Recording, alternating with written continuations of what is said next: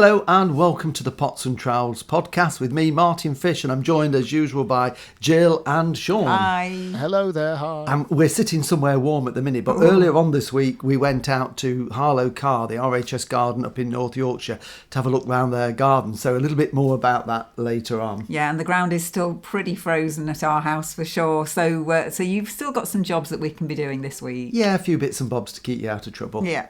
Yeah, -5 or 6 it was here in Nottingham last night. So yeah, pretty cold here too. Martin's looking at a different part of Harlow Carr today, and you'll hear that in a moment. But just a quick reminder that if you've got a question for Martin, a gardening question, just drop us an email, info@pots&trowels.com. Anyway, let's get over to Harlow Carr and have a look round the winter garden.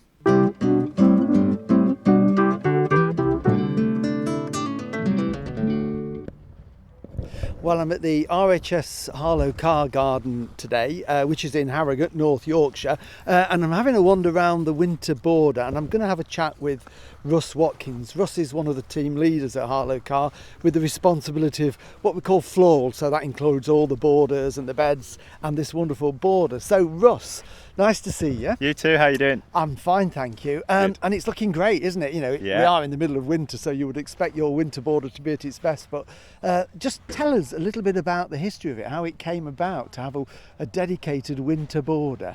Oh, right, okay. Yeah, so let me think. I will have been here 19 years in March, and the year I started was the year that we started to lay out these borders by the then curator. And then about a year later, he actually moved on, and because I'd studied garden design before coming here, I was tasked with sort of bringing it on and moving it forward, and I've been looking after it ever since. So you know it intimately, every plant in here more or less? Pretty much everything has been planted by me and the team, yeah. And has it changed much then in the 19 years? Yeah, quite a few changes. Some things, are quite short-lived. Other things, you have to evaluate them and decide, are they doing a good enough job to have that position in the winter, because they've got to look fantastic, really, as good as they can do. So over the years it's evolved quite a lot. And the idea is, of course, that the plants in here have got to look probably at their best for 3 or 4 months of the year, November through till March. Yeah, pretty much, yeah, that's about right. So do you want to talk us through a few? Let's have a little wander up this bit here. Okay. So, because it's anybody that's been to Harlow Carr will know it's sort of roughly in the middle of the garden, I suppose, probably a bit more to one end, but there is a dedicated path with borders at the side. So just talk us through a few of these plants, which are amazing. Yeah, so either side of us, we've got 2 different varieties of cornus. We've got the cornus sanguinea midwinter fire, which is quite a popular one, and actually I think one year that was our best-selling plant in the plant centre. Oh, really? Because it looks so good, you can see why, can't you? Yeah. And on the other side, we've got the green cornus cerassia, which looks great, really pops with bright colours. And then as we look further back, we've got some evergreens. So what I realised in my early years of looking after this space, we didn't have evergreens to start with, and by incorporating them, creating backdrops, it's allowed the things like the cornus, the stems, to stand out much better, I think. It works really well because you've got some mahonia there with dark foliage, and these lovely sort of green stem dogwoods really shine against it, don't they? Yeah. And these are the dogwoods that are grown primarily for their stem colour, not for flower, not so much foliage, although some have got attractive variegated foliage as well, haven't they? But these are their stems. And this particular one here, this lovely sort of greeny yellow one, must be 5 feet tall, something easy, probably even taller, and that's more or less one season's growth, isn't it? Yeah, pretty much. Yeah. Some of them are more vigorous. This is one that you need a bit more space for, but they just look so good, don't they? They are amazing, and these are cut down on a more or less an annual basis or every other year to promote that new growth. Yeah. So the sanguinea types like Midwinter Fire and Annie and so on, once they've got their feet into the ground after about 3 years, they pretty much get cut back every year because the colour fades quite quickly on those. But the red ones, the green ones, the black ones, they all seem to hold their colour for quite a number of years. So with those, sometimes we might cut the odd one down every year, but in theory we leave them. Sometimes we might do half a group at 1 year and half a group the next year, so you get undulations of height and a different effect. And the black one, the Cornus alba casaringii, that's really nice because in its first year's growth, very striking and black. Yeah. But if you leave it for about 3 years, it fades from the base almost like a burgundy red into black. So again, you get a different effect by leaving it a bit longer. Yeah, they are amazing. And what you do very cleverly here is you tend to underplant as well, don't you? Yes. So with a ground cover, and I know there's some we looked at just as we were walking down that you've got some early snowdrops underneath them, and that really makes an attractive combination. Yeah, you can just see here actually there's some just starting to sprout through, not out yet, but there's some iris popping through. Oh yes, I think off the top of my head this one is Pixie, which is a really nice sort of inky blue. So if you imagine that against that really nice acid green, so I do try and plant underneath a lot of these shrubs with bulbs, but in almost like a clashing colour, so it really pops. Well, you need that in the winter, don't you? In early spring, I think you need those bright colours. Yeah. We can get all the lovely pastel, subtle shades in the summer, but I think, this time of the year we need something to say, hey, spring's on its way. Absolutely. And as well as the lovely corners, the dogwoods, you've got quite a few willows. Yes. Now, you mention willow to lots of people, and they panic, think, can't have willow in the garden, but these can be contained quite easily, can't they, the ones you grow? Yeah. Again, when I plant them, I give them about 3 years, so they develop a bit of size behind them, and then I start getting into a routine of pollarding most of them. So the one that we're looking at now has been pollarded at about waist height, so essentially everything was cut back to that point, and then each year following it all gets cut back to that point, so you end up with a standard really. And then that's quite useful when you plant them behind the cornice, which traditionally you would cut down to the ground. So again, you get that tiered effect. And it, like you say, it keeps it in check. You get that nice vibrant colour, but it's not taking over. And even in a small garden, I mean, these are, you've got a short trunk that's maybe just 2-3 feet tall, and then this mass of shoots coming out that grow up another 5 or 6 feet. But that isn't that big, is it? It's like a small tree or a large shrub, basically, exactly, isn't it? So that would be great. Yeah. So, and again, lots of different colours of these willows that you can get. Yeah. They tend to be more down the oranges and the reds and the golds. I've not really found one that I've been that impressed with, which is more down the greeny route, because it tends to be a bit dull. But if you like the nice sort of brighter colours, definitely. Yes. And while we're on stem colour, we've got to turn around because birch trees are one of my favourite trees. Me too. And you've got them sort of, it's really clever how you've done them, because you've dotted them along the path at various intervals to give you that continuity and lead you through. I can't read the label. Is this Jack Montii or is it something different? Yes. You can see it from where you are. So it's got that lovely vibrant white stem, and as you can see, it looks great.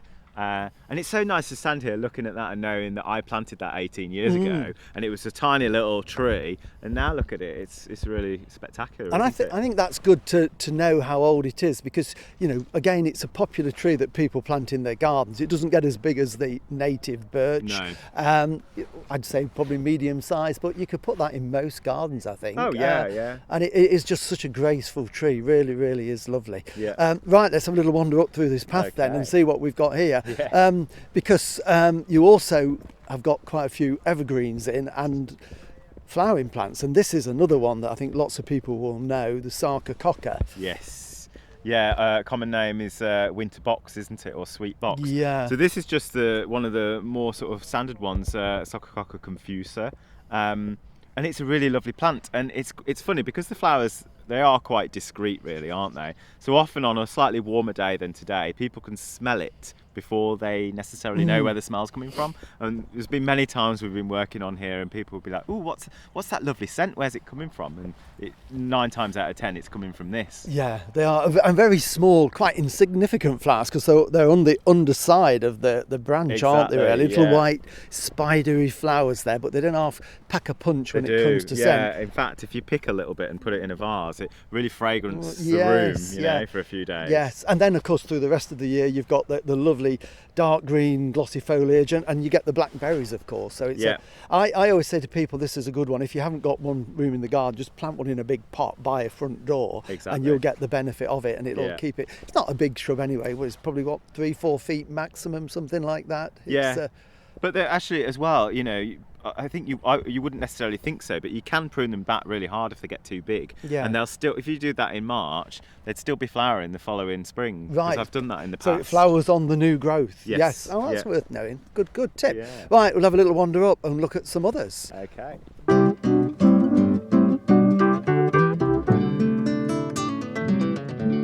So, okay, winter box. I like the sound of this. Could you use that as a hedge in the same way as kind of like a box? In theory, you could, Sean. It's got a slightly bigger leaf. It's a bit more pointed, a bit broader, but it is a very dense, compact growing plant. And I haven't clipped it, but I have seen where people do. You know, some people trim the shrubs to keep them under sort of control and neat and tidy. And I think you could use it as a hedge. And if you allowed it to make that extension growth and didn't clip it too tight, then you would also get the flowers as well. You would lose the flower if you kept it very, very neatly clipped, but if you let it be a bit lax, you would get the flowers a bit shaggy. Yeah, exactly. A shaggy hedge. Because I like the idea of a fragrant shaggy hedge. That sounds really nice. And I think that's a good thing you've suggested, because lots of people are losing box because of box blight. And the box moth caterpillar. It's a good alternative to add to the list. So, Sean, you're a gardening expert. There we go. Well, to be honest, we lost a box last year which had been at my grandma's house, and I spoke to you about it, and you suggested cutting it hard back and seeing what happens. And it has come back into growth. So I'm fingers crossed. I'm hoping that next year it obviously won't be anywhere near the size it was before, but it's one little shrub by the front door. It looks really nice. But yeah, I like the idea of a fragrant, shaggy hedge.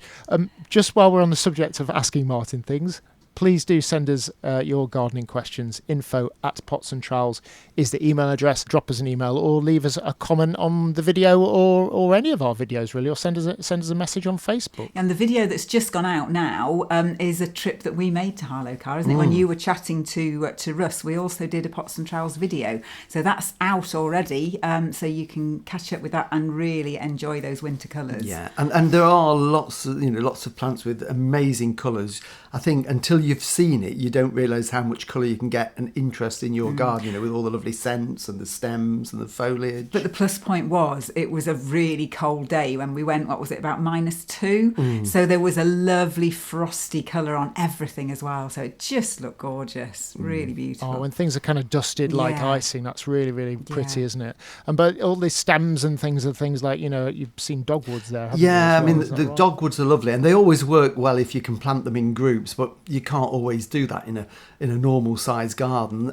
But even if you've only got one dogwood, by the time you've pruned it back 3 or 4 years, it makes a real thicket. You'll probably get 20-30 stems on that one plant once it's established. So it's still really impressive, and with the underplanting and the other plants around it to complement it, it's really easy to add winter colour to a garden. You don't have to have a dedicated border, as we've talked about. You can just drop a few of these interesting winter plants in amongst others, so that as you wander around your little garden or your big garden, whatever you've got colour and interest. And of course, flower arrangers love the dogwood stems, so don't shred them and get rid of them. Well, you can, but if you've got anybody who loves flower arranging, then they will fight you for the dogwood stems in the spring. They really will. It's quite sought after. Before we moved, we used to have a lot of dogwoods, didn't we? And every year they all went to Jonathan Mosley. Bundles and bundles of them went to Jonathan to use. We could have charged him for that. In fact, I might send him an invoice. Yeah. Jonathan, if you're listening, a bill in the post. Fabulous. Well, let's get back over to Harlow, Carr now.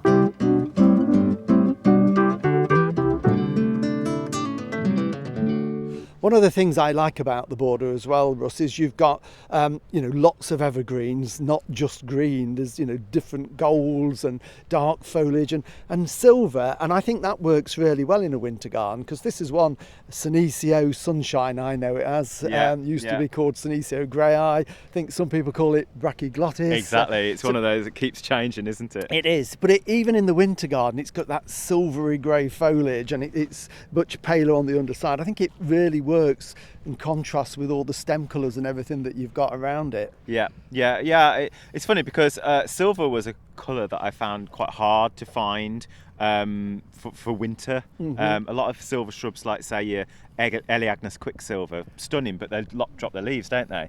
So I've got this. On the other side, around the corner, I've got some Cotoneaster franchettii that gives that silver look as well. Yes, and then, as you can see in the front, which this has just come on about all on its own, is the Lychnis coronaria.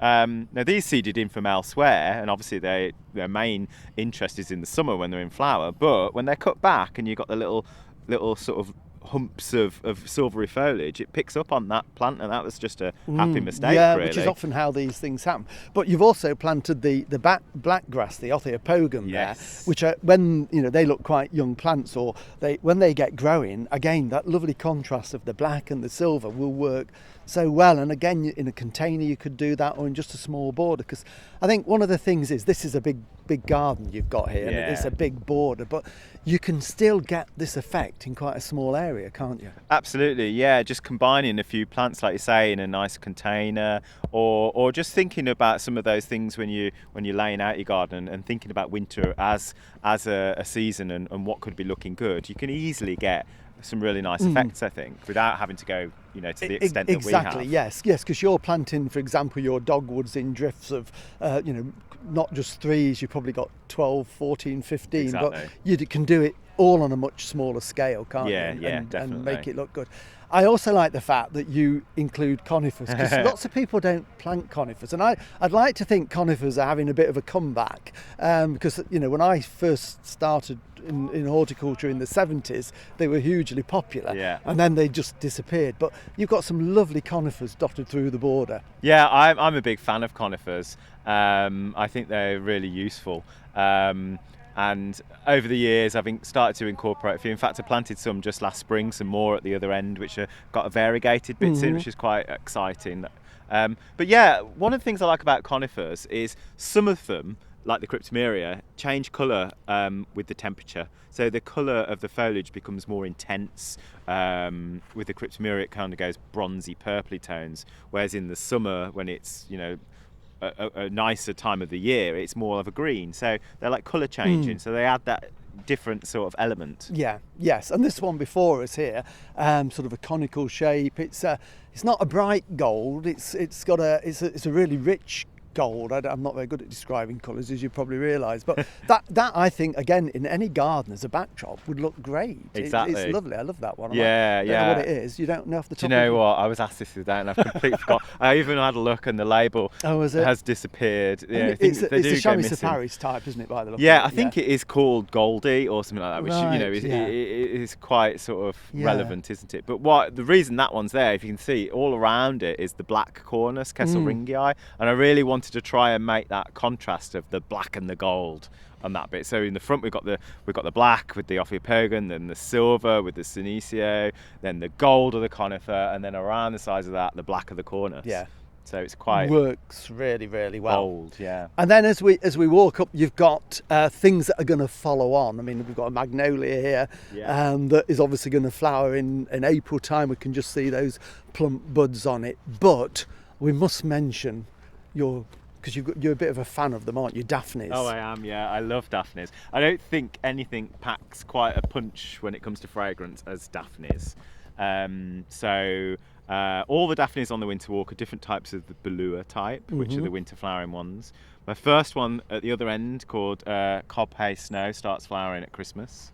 This one is Cobhay Debut, they're both quite early, which is also white. But the scent is amazing. And what I've done is I've planted them quite regimentedly along the length of the winter walk. So you're always really on a nice warm day will get that scent. And today it's probably below freezing as we stand in here, because the sun's going down a little bit, and it was, I don't know, what were you, about -4 or 5 last night? I think. And we're still very frosty on the grass. I would imagine it's dipped to freezing now, but I can still get, and we're 2-3 meters away from that, I'm still getting a bit of a fragrance from that. It's amazing, isn't it? They are amazing. I bought a couple to plant in our garden, but I need to source a few more, because I just think, for the winter colour and the scent, they are amazing. Absolutely. Yeah. So anything else up here oh yes, look at this, the colours. You've just got such an eye, Russ, because we've got, again, a shrub that people think of as a summer one, the Choicea Tenata Sundance, but then it goes into this lovely Hebe, this one with a really sort of russety colour. Is it sort of Rachiensis or something like that? It's James Sterling. Yes, Rachiensis is green, silly me. Just testing, well done, you passed, you've got the job. And then it goes into some lovely winter heathers there that have got a bit of a yellowy bronze, and then it leads you, look, into this amazing Acer Grisium. Yes, that's looking really good now. It's taken a few years to mature, but it's starting to peel now, which is obviously its common name is the paperbark maple. So when the sunlight shines through that on a morning, you get that lovely sort of rusty sort of browny orange. And yeah, you're right. I do kind of like to play around with colours a little bit. I think for me, looking after the winter walkabout as I have done for all these years, the rules of colour can kind of go out the window. I like to really play around, sometimes clashing colours, sometimes complementary colours, and just go for it. Yeah, and if you plant something one year and it doesn't work, are you quite happy to dig it up and move it, or give it a couple of years and see how it works? It depends how it's doing. Sometimes things need relocating. You don't always get it right, you know. But then sometimes if something doesn't perform, I'll keep an eye on it. I had a big patch here once of the Nissera fragrantissima, for example. And it always used to catch the frost. It took up a load of space. Gave it a few years, and I thought, you know what, it's not the right plant for this spot. So I took it out, and then I put in this scheme that you're looking at now. Yeah, well, it works really well, and I think that's a good thing as well. Even in small gardens, you can change things because gardens change and evolve, don't they? That's things that have to be the same.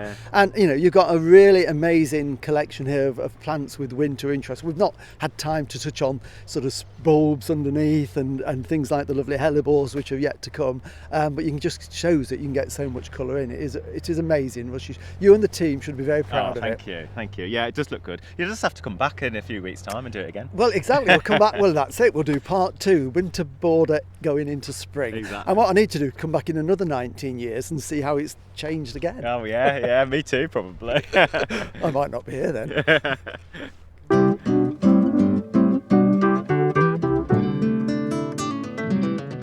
I hope I'm here.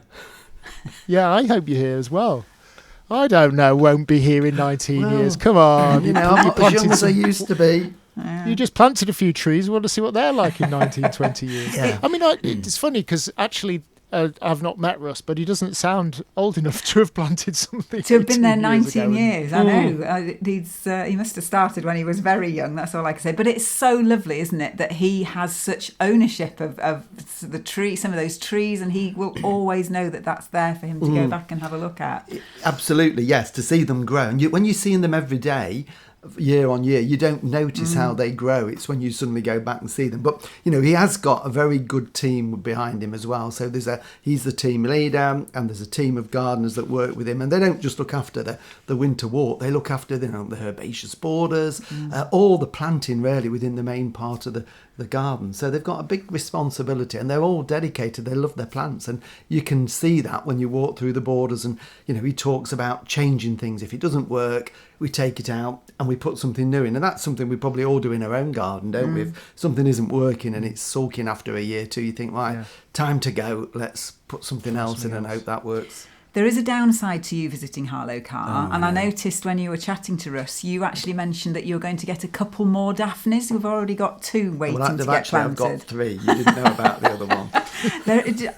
This is an ongoing discussion in our podcast, isn't it? We haven't got room for you to have all the plants that you want, so you can't keep getting more. But they're and more. not big. It's not as if they're going to grow. I mean, trees I can understand. I know I need to sort of curtail myself when it comes to the tree planting, because I would have it dense like a forest. But, you know, something like a daphne that's fairly compact, and these particular type are fairly upward growing, so they're not spreading. So I think I can squeeze them. They look similar to hydrangeas, these daphnes, don't they? They look a little bit like a hydrangea. The individual flowers, yes, they're very small flowers. But they don't make a big head as such. But yes, the little florets, they do. But the scent is what is amazing. They really, really are. And it was cold when we were at Harlow Carr the other day, but I was up there a week or so ago on a really mild day, and you could smell them from not just a few yards away. You know, you could be 10 metres away and they just drifted towards you. So if you've got room in a container or the border, I would advise you to get one. Sounds good. The other plant he mentioned, tree really, he's mentioned the paperbark maple. I mean, I love an Acer, but this sounds really interesting. Well, one thing that struck me is he said it had taken a while to mature. I mean, is that a few years? Is that 5-10 years? How long would it take to get an Acer to mature? Was he meaning to look like the paperbark that it's kind of famed for? Is that what he meant? Yes. I mean, I've got a young one in a pot sitting outside waiting to be planted. It's about probably 3-4 feet tall, 1.2 metres. And the stem is probably not much thicker than my thumb. And it's just a brown stem. So it needs to get probably 5-6 years minimum before the girth of the stem thickens out enough to get the peeling effect. But when they do start to peel, they are amazing. I mean, I've seen some in gardens that are probably 50, 60 years old, and they're just beautiful and architectural in the winter. So, we've got one of those. We've not decided where to plant it yet, Mrs. Fish. But we need to get started on this. But back again, garden. it's not a big tree. The Acergrysium is not a huge tree, not like an oak tree or a beech tree. So it's a large shrub, small tree, perfect for a small garden. We need to start planting. But when you're saying about not realising how quickly they grow, or, I was doing some tidying the other day, came across the estate agent's pictures for our house, and I've mentioned it before, but we've got a birch in the corner of our garden. Well, I can't believe how small it was compared to what it's like now. That was 16, 17 years ago. Right. So, not dissimilar to I planted that 18 years ago. Maybe we should have planted one. Well, yes, but you're young. You've got time to plant one, haven't you? I mean, it's, if you want to see trees grow, you need to sort of think ahead. And, they always say, don't they, plant for the next generation as well, because, that's when they're going to be at the best. But lots of trees grow relatively quickly. So within 5 years, if you're planting a garden tree, you'll get some nice results and be able to enjoy it. So, and of course now is the perfect time. If I always say to people, if you haven't got colour in your garden at a certain time of the year, if you're lacking summer colour, go to a garden in the middle of summer and see what they've got to inspire. And it's the same with a winter garden. If you want some winter interest in your garden, then, visit somewhere like Harlow, Carr. There are lots of other gardens that have got winter borders in them.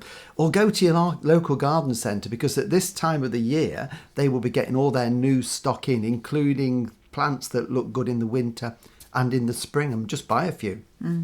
Well, it's been hard to get into the garden, really. We've had all that rain, so the grass was the ground was too wet. Now it's frozen solid, so we can't do anything. What else can we be doing to keep ourselves busy? Planning, I guess. Planning. We should be planning, buying seeds, doing all those sorts of things this time. Well, no, you're dead right. I mean, it is very much a planning time, because what you don't want to be doing is going out when the ground is rock hard. You physically can't do anything, and if you walk on the grass too much, then when it does thaw, you get black footprints where you've bruised the grass. So, a trip to a garden centre is not a bad thing, especially if it's one that's got a coffee shop. Coffee and a piece of cake and mull over what you're going to buy. For me. But it's a good, I'm intending, we've been clearing out one of our little sheds where it's going to be a tool shed, compotting shed. It was the log store. It's now we've got a new log store. So my job is going to be, while the frost is like this and I can't do much in the garden, is to clean that out and get the tools out, the spades, the forks, the hose, the shears, and give them a good clean down, get an oily rag, wipe them off, get the file out and put a nice edge on my hoe, so that everything is ready to go come the spring when we can get out into the garden. Yeah. And the other thing, of course, that you can do is if you've got any dahlia tubers and you lifted them, some people leave them in the ground. We've talked about this before, haven't we? And I think this will be a test for those people that have left them in the ground. Because, certainly last night here it was down to -5, -6, and the ground you couldn't get a spade in. So if you have got dahlia tubers in the ground, they will probably be damaged by these extreme conditions. But if you lifted them and you've got them in a shed or an outhouse, just check them, because again, you need to keep them frost free. So make sure that they don't freeze, and just keep your eye on them. Just make sure they haven't dried out too much. And if you think they are getting a little bit cold, maybe wrap some fleece around them or some old newspaper, just to give them that little bit of extra protection. They need to be cool and dormant, but not frosted. I'd be interested to hear from some of the listeners, actually, to see how their dahlias have got on. Did they leave them out? Did you leave them out? Did you leave your dahlias out? Did you bring them in? Did you lift them? Did you put them in the shed? What did you do? Let us know. Tell us on info@pots&trowels.com, or drop us an email is what I'm trying to say here, but I can't get my words out.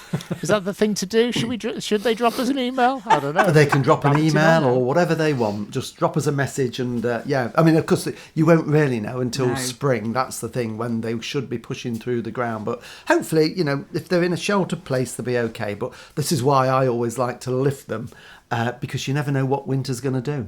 Certainly not here in the UK. So, as we've said, drop us an email on info@pots&trowels.com if you've got a question for Martin. That's probably about it for this week, isn't it? It is, yeah. And hopefully see you all again next week.